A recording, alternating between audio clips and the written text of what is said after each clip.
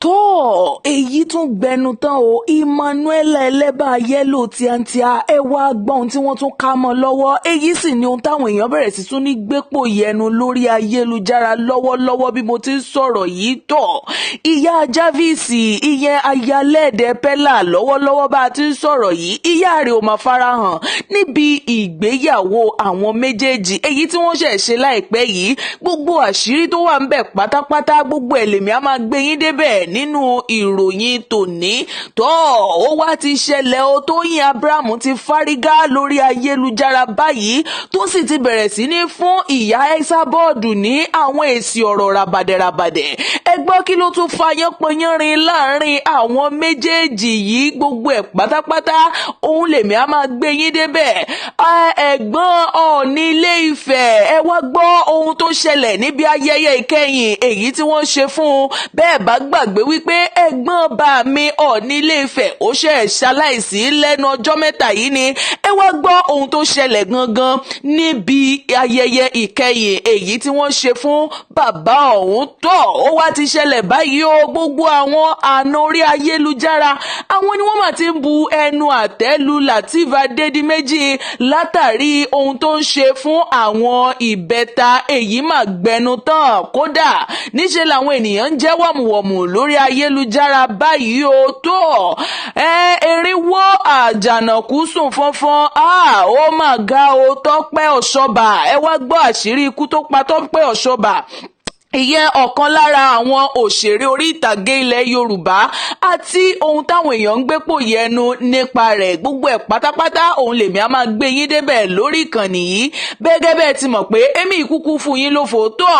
Ẹ wá ra bá mi wá nǹkan fìdílé tàbí kẹ́ fìdílé nǹkan láti jẹ mùkúnnú ìròyìn náà lẹ́kùnrẹ́rẹ́ àti bó ti ń gbóná fẹlifẹli bẹ́ẹ̀ ni màá ṣe máa mú wá fún yín. Tó bẹ́ẹ̀ bá gbàgbé tẹ́ sì rántí dáadáa, mo tiẹ̀ mọ̀ pé ẹ̀ létí ìgbàgbé wípé Javisi àti wọ́n ṣe ṣègbéyàwó nínú oṣù èyí tá à ń lò lọ́wọ́lọ́wọ́ yìí náà ni. Àwọn èèyàn máa ṣàkíyèsí, wọ́n ní àwọn ò rí ìyá Javisi níbi ìgbéyàwó ọ̀hún. Ó ṣe jẹ́ wípé àwọn àbúrò ìyá rẹ̀ ló wá ṣojú gẹ́gẹ́ bí ìyá fún Javisi. Èyí làwọn èèyàn ń gbépò yẹnu, ṣùgbọ́n ohun tó ṣẹlẹ̀ gangan pátápátá gbogbo ẹ̀lẹ́mì á máa tú fún yín nítorí wípé àwọn akọ̀ròyìn wá jẹ́ kó yé wa wípé níṣe ni a gbọ́ wípé ìyá Javisi wà nínú àìlera tó lágbára. Òun náà ni kò jẹ́ kó lè wá, tí wọ́n sì bẹ̀rẹ̀ sí gbóṣùbà káre fún gbogbo àwọn mọ̀lẹ́bí rẹ̀ yòókù tí wọ́n gbárùkù tì wípé níṣe ni wọ́n ṣojú wọ́n ṣẹ̀yìn, wọ́n ṣe bí ìyá, wọ́n ṣe bí bàbá fún un. Bẹ́ẹ̀ bá wá tún gbàgbé náà, bẹ́ẹ̀ bá sì ṣàkíyèsí, ẹ ó rí wípé Javisi gan níṣe ló jẹ́ ọmọ onílé ọlọ́nà, kì í ṣọmọ àtàpátá dìde kan. Níṣe ni àwọn òbí rẹ̀ gan rí jájẹ, léyìí tó sì jẹ́ pé wọ́n ti ń ṣe ìtọ́jú tó péye fún ìyá rẹ̀. Ṣùgbọ́n ohun tó fà á nìyí tó fi jẹ́ wípé ìyá rẹ̀ yìí kò farahàn níbi ìgbéyàwó rẹ̀, tó sì jẹ́ ohun tó jẹ́ ẹ̀dùn ọkàn fún. Ṣùgbọ́n àwọn tó jábúrò ìyá rẹ̀ níṣe ni wọ́n gbárùkù tì gbágbágbá, tó sì jẹ́ pé wọ́n ṣojú wọ́n ṣẹ̀yìn, wọ́n ṣe gbogbo ohun tó yẹ kí ìyá ó ṣe fọ́mọ, wọ́n ṣe fún Javisi. Òun náà ni àrígbọ́ tá a ní àmúwá sí etí ìgbọ́ ẹ̀yin olólùfẹ́ wa gbogbo tọ́. Ní ọjọ́ 19 oṣù keje ọdún 2026 tá à ń lò lọ́wọ́ yìí, òun la gbọ́ wípé ọmọọba Adétúnjì Ògúnwùsì èyí tó jẹ́ ẹ̀gbọ́n fún Ọọ̀ni Ilé Ifẹ̀ lọ́wọ́lọ́wọ́ báyìí ní bàbá gbẹ́sẹ̀ ní ẹni ọdún méjìdínlọ́gọ́ta, ìyẹn táwọn olóyìnbó máa ń pè ní 58. Tó níṣe la bá gbọ́ wípé wọ́n ṣe ayẹyẹ ìkẹyìn fún, ṣùgbọ́n níbi ayẹyẹ ìkẹyìn ọ̀hún níṣe ni pẹ́pẹ́yẹ pọnmọ níbẹ̀, torí pé ọ̀pọ̀lọpọ̀ àwọn ohun àrà báyìí òun náà ni wọ́n dánwò, tó sì jẹ́ wípé ó yẹ bàbá ọ̀hún, ó sì tún yẹ gbogbo àwọn ìdílé Ògúnwùsì lápapọ̀. Èyí náà la rí gbọ́ nítorí wípé ọ̀pọ̀lọpọ̀ àwọn lọ́balọ́ba àti lẹ́ẹ̀kan àwọn tó níṣu lẹ́ẹ̀kan, gbogbo wọn pátápátá àwọn ni wọ́n farahàn níbi ayẹyẹ ìkẹyìn ọ̀hún láti lọ yẹ bàbá ọ̀hún sí. Ìyẹn bàbá ọmọọba Adétúnjì Ògúnwùsì, á kí wọn wípé kí wọ́n sùn re, kí wọ́n sì máa sùn ní títí di ọjọ́ àgbéǹde. Òun náà ni à ń kí gbogbo gbogbo ìdílé Ògúnwùsì pátápátá. Èyí náà sì ni ohun tá a rí gbọ́ tá a ní amúwa sí etí ìgbọ́ ẹ̀yin olólùfẹ́ wa tó ó ti wá di woro sí woro láàrin Tóyìn Abraham àti màmá Esabod báyìí o. Bẹ́ẹ̀ la ṣe mọ̀ wípé Tóyìn kì í kúkú sábà bínú, ṣùgbọ́n èyí lágbára ó lékenkà ní àtàrí ohun tí ìyá Esabod bẹ̀rẹ̀ sí ní sọ nípa Tóyìn Abraham lẹ́nujọ́ mẹ́ta yìí láti nǹkan bí ọ̀sẹ̀ méjì sẹ́yìn. Tọmọbìnrin yìí sì ti dákẹ́ tí ó sọ̀rọ̀, ṣùgbọ́n lélẹ́yìí wọ́n ní bọ́n bá ń wí pé wèrè sún bí wèrè bá sún kòǹgìrì yóò kọjú padà sí ẹni tó ń pé kó sún tí ó sì bá onítọ̀hún jà tí ó fàya pẹ́rẹpẹ̀rẹ tó. Ọ̀rọ̀ òun náà ni Tóyìn fi ọ̀rọ̀ yìí ṣe o. Níṣe ni ó ti wá kọjú padà báyìí. Ó ní láyéláyé òun ò tún gbọdọ̀ gbọ́ orúkọ òun tàbí ti ìdílé òun kankan lẹ́nu ìyá Esabod mọ́. Bó bá sì wá jẹ́ pé òun bá gbọ́ bẹ́ẹ̀, ohun tóun ó fojú rẹ̀ hàn yóò mọ ìdí tí wọ́n fi ń wí pé ẹran tó bá yí báyìí náà máa ń pè ní námọ̀.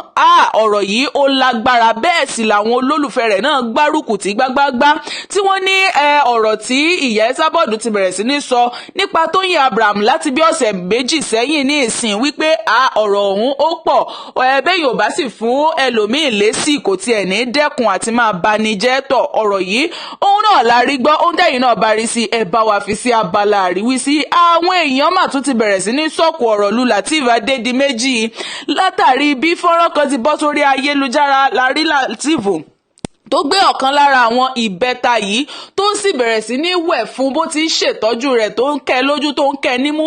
Bó ti wẹ̀ fún tán ló para fún un, ló ṣe irun rẹ̀ dáadáa tó sì bẹ̀rẹ̀ sí ní gbẹjọ́. Láwọn èèyàn bá ń pé àwọn irú iṣẹ́ ẹ̀gbin báyìí kò yẹ kí Lateef máa fọwọ́, kò yẹ kó máa nípìn bẹ́ẹ̀. Níṣe ló tiẹ̀ yẹ kí wọ́n gbaná ní bó bá mọ̀ pé agbára ìyàwó rẹ̀ ò ká gbogbo àwọn mẹ́tẹ̀ẹ̀ta ọ̀hún, wípé níbo ni èèyàn ti ríru rẹ̀, tàbí kó tiẹ̀ jẹ́ wípé wọ́n tiẹ̀ wá fi ìwé pé àwọn tó jẹ́ ìyá wọn gan wípé kí wọ́n wá máa ṣètọ́jú wọn, kódà bó ṣe wípé wọ́n máa sanwó fún àwọn ìyá àgbà ọ̀hún tọ̀, ìyẹn ìyá Lateef Adédìméjì tàbí ìyá Mọ́bímpé. Èyí náà la bá rí gbọ́ tó bọ́ sórí ayélujára. Láwọn míì bá ń wí pé bó làwọn èèyàn tiẹ̀ ṣe máa ń sọ̀rọ̀ yànmọ̀yànmọ̀ báyìí, wípé ohun tẹ́lòmíì gan ń gbàdúrà fún òun náà nírú nǹkan tí Lateef Adédìméjì ń ṣe yìí láti máa ṣètọ́jú àwọn ọmọ rẹ̀.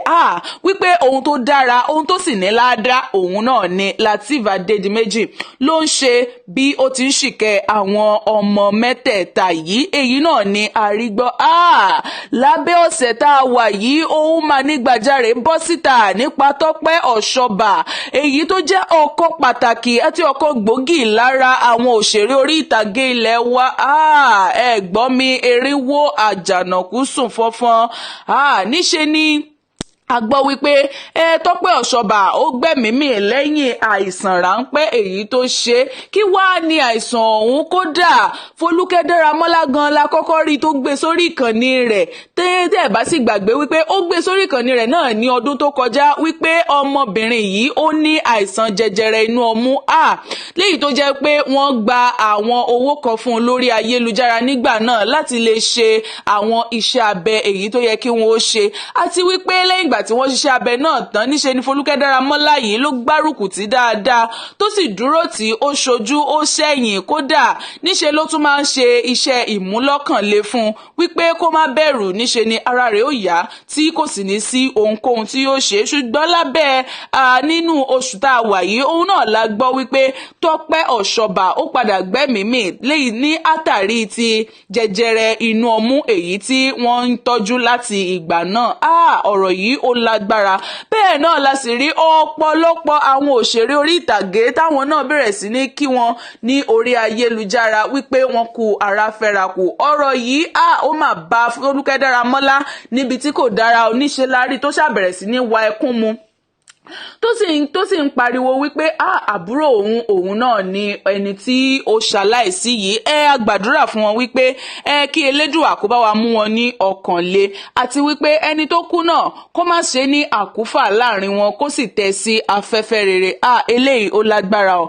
Ra bá wa kọ RIP sí ibi comment section ní abẹ́ fọ́nrán eléyìí tẹ́ ń wò lọ́wọ́lọ́wọ́ yìí.